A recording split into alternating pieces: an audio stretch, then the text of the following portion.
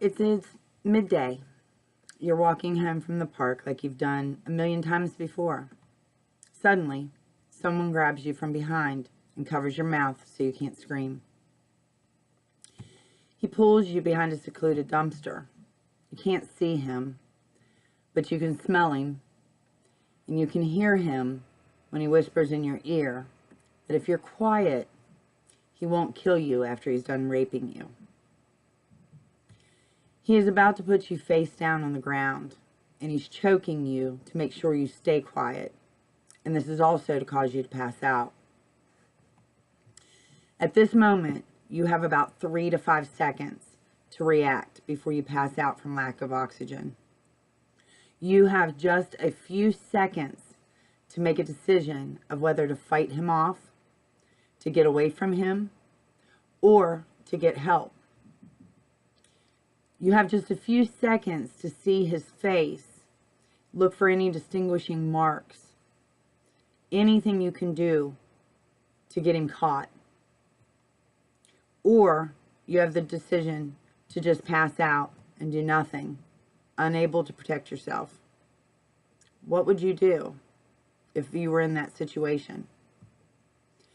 I can take a safe guess and say that if you didn't prepare yourself for the fight of your life, you're probably wishing right about now that you had. See, I know my answer because I have been in a comparable situation to this one. The only difference was that I wasn't being raped, at least not this time. I was being physically attacked by my ex-husband 2 years after we had gotten divorced. It was an attack that I will pay for the rest of my life. I was lucky to have survived it. I ended up with a broken neck and now live with chronic pain, and I've had multiple surgeries and need multiple more. This is my life now. Unfortunately, most women only focus on avoiding risky behaviors instead of focusing on how to stop an attack once it's happened. As empowered women, we need to put an end to sexually based crimes against women. We must stop these ridiculous daily routines of constant vigilance in order to merely avoid being attacked. And instead, we need to use that energy towards empowering women to be able to put a stop to sexual assaults. Through available resources such as self-defense training, agencies that help seek justice by holding offenders accountable for their crimes, and by putting a stop to the victim blame game, through educating society and helping the victim to realize they did nothing to deserve this attack. We need to stop letting men make degrading comments about us. Something as simple as an inappropriate comment can quickly turn into a full-on attack, just because you walked by them and they whistled. Basic self-defense skills can stop an attack. Not the rape-stopping gimmicks that you see for sale. You know, avoiding everything that poses a risk isn't the answer either. That's not living. In 2016, it was quite normal to come across products like rape alarms, pepper spray substitutes, anti-rape underwear, and anti-propanol nail polish. Anything to remind women to step up, open their wallet, and pay the price for safety as a woman in a man's world. The idea that we need reminded to take extra precautions to try to protect ourselves is laughable. Women do this every day in hundreds of tiny ways. For most of us, it is automatic.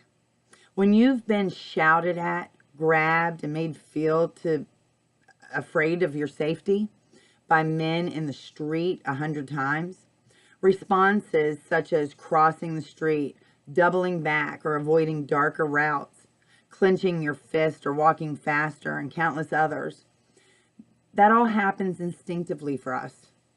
It still doesn't stop us from being harassed or assaulted or raped, though. And those stats were courtesy of Guardian News and Media. Over 70% of all British women and 88% of those aged 18 to 24 have taken steps in their everyday lives to guard against harassment. Sexual violence doesn't only impact women's lives in the moment of an assault, it is also in the harassment. It affects us every day, influencing our behavior, our travel plans, and our peace of mind. The poll listed 10 different strategies that women use to try to avoid harassment, from avoiding parks or public transport to taking a chaperone or even failing to attend work, school, or college. A quarter of the women polled had changed their travel route, and 28% had prepared to use an everyday object such as keys or an umbrella as a weapon. Since my attack, I do carry a weapon at all times. I make sure that I'm protected. What is worse is that society encourages women to do these things. It regularly reinforces the messages that it is our responsibility to keep ourselves safe. It's not the men's responsibility not to harass or assault us. If the offenders were held more accountable for their crimes, the impact of everyday life for women would be much less affected. However, since we are still waiting for that accountability, I personally think all women should take a basic self-defense course. Here are just a few of the things that you'll be taught in a self-defense course. There are 5 simple self-defense moves every woman should know. And these are by Megan Rabbit from January 19th, 2017. And you can find them on the prevention.com/fitness/self-defense moves for women. The first move, if you can see it here, this is the straight punch. So if you're in front of the person and you've ID'd him or, as a threat, then use your verbal communication first. Ask him to get out of your space. Or if he's already got his hands on you and doesn't leave your space, just a straight punch can be very effective. Trust me. The second move is the front kick to the groin. This is one of my favorites in an attack by a man. Similar to the straight punch, the front kick of the groin is a powerful move to a very vulnerable location on the man. So what you'll do is you'll deliver this kick by driving your hips forward with your knee bent, your heel back, and extend your knee and leg with so much force as you can muster, making contact with your attacker's groin area with the top of the front of your foot. This is the area where your shoelaces are if you were wearing running shoes. Practice lunging to strengthen your legs for this move because you want to use this muscle right here to make a really strong impact. That will drop a man to his knees.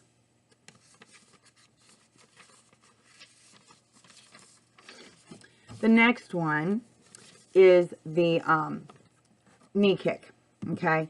The knee kick is an easy one, and you're going to hit 2 locations pretty much at the same time. If the person's close to your body, the attacker may be too close for you to throw a straight punch or kick them in the groin. So kicking with your knee can be very effective. Campbell says that if you use this, if someone is in front of you, inside your personal space, and powerfully drive your knee straight up to hit the groin of your attacker. She says, keep in mind, you want to use the bony tip of your knee, not your thigh. This will cause more pain. If possible, before you throw the knee kick, try to grab your attacker between the person's neck and shoulders. Hold on to as much skin, muscle, clothing, hair as you can. This will give you more leverage to knee kick harder. It will also, by bringing them down like she's doing, once you do the knee to the groin, you might have an opportunity to put it right to their face as well. If you're, the next one is the bear hug defense. Okay, so this one is if someone comes up behind you right here and puts you in a bear hug. A common type of move when it's a male attacking a female, says Campbell, is where the attacker grabs his victim from behind, just like in my opening statement. They grab you around your shoulders. Your first reaction might be to grab his elbows to try to pry his arms away from your body. However, your best defense is to drop as low as you can towards the ground and squirm as much as you can to try to wiggle out of your attacker's hold. Think about how a cat would respond if you put it in a tub of water. You want to act like that cat. Be as difficult as possible to control. Lowering your center of gravity has another big benefit. It makes you more stable and harder to lift. It gives you a new angle from which you can knee strike or groin kick, or throw a punch or elbow to your attacker's eyes, throat, neck, or ears, giving you more time to get away. And please always remember that one of the key factors to these, soon as you are able to make your move, as soon as you can distract your attacker in the least bit, you get out of there. Get out of there as fast as you possibly can and start screaming for help. Do not wait around to see if your choice was implemented correctly or did any damage. Get out of there. If your attacker starts to choke you, there's a good chance you'll immediately move your hands towards your neck. However, instead of trying to pull the attacker's hands off of your neck, what you need to do is, it's a feat you're unlikely to succeed pulling them off your neck, by the way.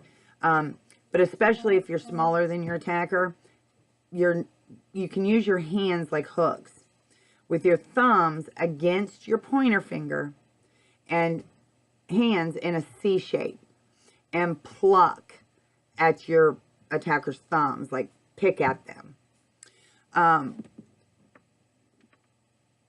This, if possible, you want to kick at the same time too. If you're able to pluck your attacker's thumbs away, it'll be harder for him to maintain a chokehold, giving you time to strike back and get away. Keep in mind, like I said earlier, you only have about 3 to 5, maybe 8 seconds tops to get your attacker's hands off of your throat before you start to lose oxygen and pass out. Okay, so that's critical that you have to act quickly when you're in a chokehold. You know, we need society themselves to stop placing blame on the victims. Re-victimization is a constant problem in sex-based crimes against women. We see it in newspaper articles that emphasize a rape victim's clothing or behavior, implying the attack might have never happened if only she had taken more precautions.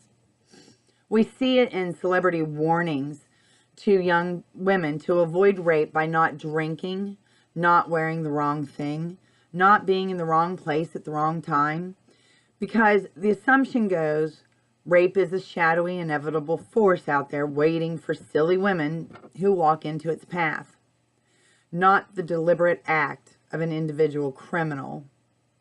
We see it in police campaigns that tell women to avoid becoming a victim of rape by doing things that are legal, instead of telling men not to become rapists by breaking the law.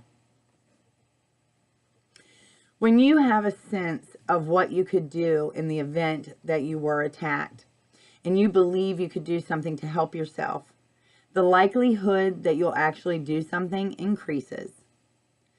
I think more important than any specific technique is your mentality. Be willing to fight back. It's the most important thing that you could ever do. Fight with everything that you have in you. Because even if you don't survive that attack, you may have just saved the life of another woman. You may have saved the life of your own daughter or granddaughter. Because as long as you have fought back, you've taken something of that attacker with you that they can trace now in DNA and everything else. So give it all you got. You make sure that if those men are going to hurt you or if they're going to rape you, you're going to make sure they pay an ultimate price